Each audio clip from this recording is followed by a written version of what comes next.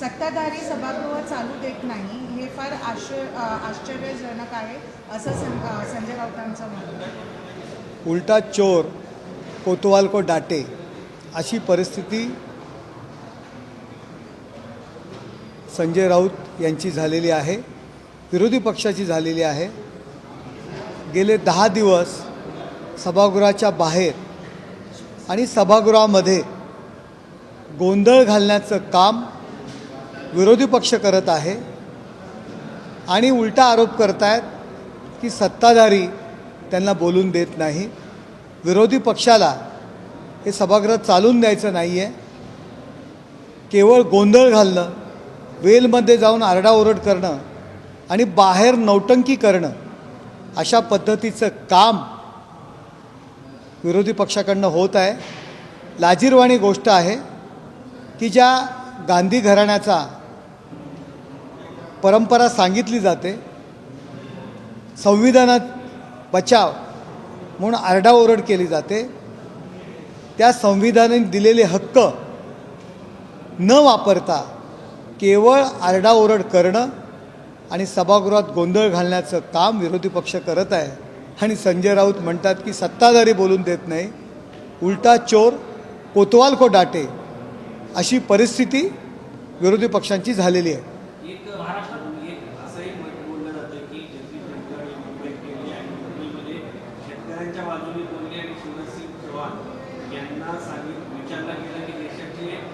कृषी मंत्री कुठे आहेत, त्याच्यानंतर त्यांच्यावरती दबाव आला आणि त्यानंतर त्यांनी आता ते विरोधी पक्षाच्या नेत्यांना पक्षपातीपणा करत आहे असा आरोप जो आहे विरोधी पक्ष करत आहे। संजय राऊत यांना काहीतरी कारणं लागतात सकाळी बोलण्याकरता, त्यामुळे तशा पद्धतीचे ते आरोप करतायत। त्याकडे लक्ष देणं मला काही सोयीचं वाटत नाही।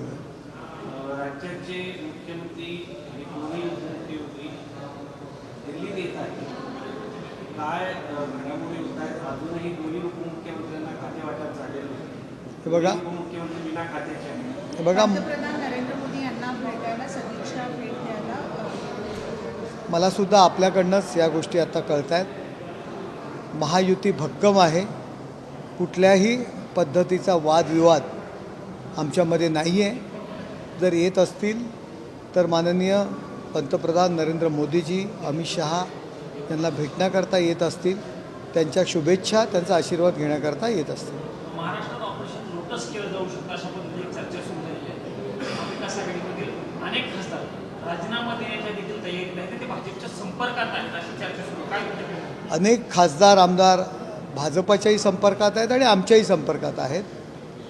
लवकरच तुम्हाला ते चित्र या महाराष्ट्रामध्ये दिसून येईल, कारण विरोधी पक्षाच्या राजकारणाला, नेत्यांच्या राजकारणाला, कुरघोडीला आणि विरोधी पक्षामध्ये जे काही चाललेलं आहे त्याला त्यांचे आमदार आणि खासदार वैतागलेले आहेत, कंटाळलेले आहेत। त्यांची जी भूमिका आहे तिला कंटाळलेली आहेत आणि जनाधार हा महायुतीच्या मागे आहे। त्यामुळे लवकरच तुम्हाला महाराष्ट्रातील चित्र स्पष्ट होईल। सर, खाते वाटपला घेऊन काहीतरी वरखाली चालू आहे, शिवसेनेकडील खाती जे आहेत ते नाही, ह्या सगळ्या माध्यमांमधील चर्चा आहेत, असं काही नाही आहे। आमचं सर्व महायुतीमधील वातावरण सुरळीत सुरू आहे। चंद्रशेखर बावनकुळे यांनी काल रात्री उपमुख्यमंत्री एकनाथ शिंदे यांची भेट घेतली आणि दोघांमध्ये चर्चाही झाली।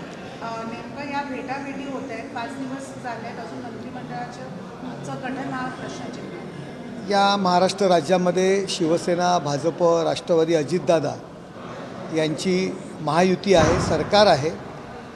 एकनाथ शिंदेसाहेब आमचे मुख्य नेते आहेत, चंद्रशेखर बावनकुळे भाजपचे अध्यक्ष आहेत आणि त्यानिमित्त एकत्र सत्ता असल्यामुळे ते रेग्युलर वारंवार भेटत असतात, त्याचाच एक भाग आहे।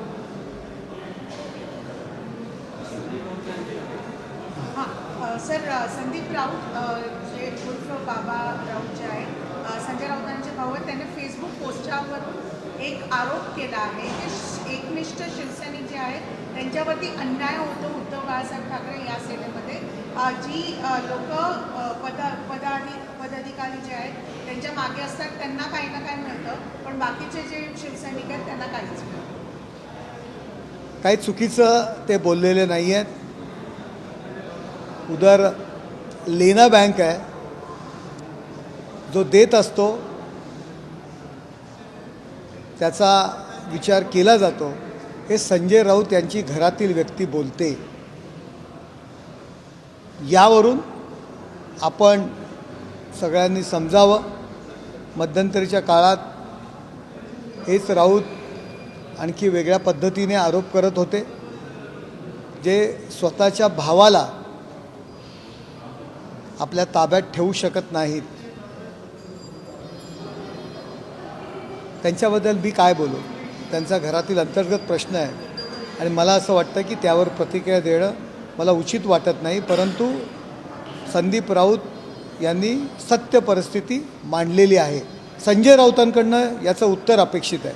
शेवटचा प्रश्न सर, अरविंद केजरीवाल यांनी काल शरद पवार यांना भेट दिली आणि इंडिया ब्लॉक हे कसं EVMच्या विरोधात सुप्रीम कोर्टात जाणार आणि ECIला पण पत्र देणार, या सगळ्या गोष्टींना घेऊन मीटिंग्स चालल्या. हे बघा, काल मी पाहिलं दिल्लीमध्ये सर्व पराभूत उमेदवार या ठिकाणी आले होते.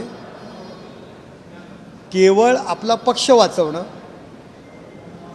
उरलेलं केडर वाचवणं याकरता हे सगळं प्रयोजन सुरू आहे. जर EVMमध्ये जर फेरफार करायचा होता तर राष्ट्रवादीमधले जितेंद्र आव्हाड आहेत, ते आमच्यावर सातत्याने टीका करतात, त्यांनासुद्धा आम्ही पाडलं असतं. आदित्य ठाकरे आहेत, त्यांनासुद्धा त्या ठिकाणी पाडलं असतं. नाना पटोले तर 208 एवढ्या मताने निवडून आले, त्यांनासुद्धा पाडलं असतं. केवळ केडर वाचवणं आणि दिल्लीतील वकिलांना, ज्या पक्षाच्या इतर केसेस चालवतात संघटनेचा, आता त्यांना मोबदला कुठून द्यायचा, तर ह्या पडलेल्या उमेदवारांना झाडावरती चढवायचं, त्यांच्याकडनं त्यांची फीस घ्यायची आणि आपल्या पक्षाची फीस भागवायची. हा एकमेव उद्योग या दिल्लीमध्ये सुरू आहे. मग लोकसभेला जर ज्या जागा निवडून आल्या त्याचा राजीनामा द्यावा त्यांनी.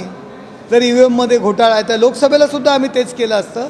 केवळ केडर वाचवणं आणि पक्ष संघटनेच्या ज्या केसेस चालवतात दिल्लीची वकील, त्यांची फीज ह्या उमेदवारांच्या पैशातून भागवणं हा एकमेव उद्योग विरोधकांचा सुरू आहे.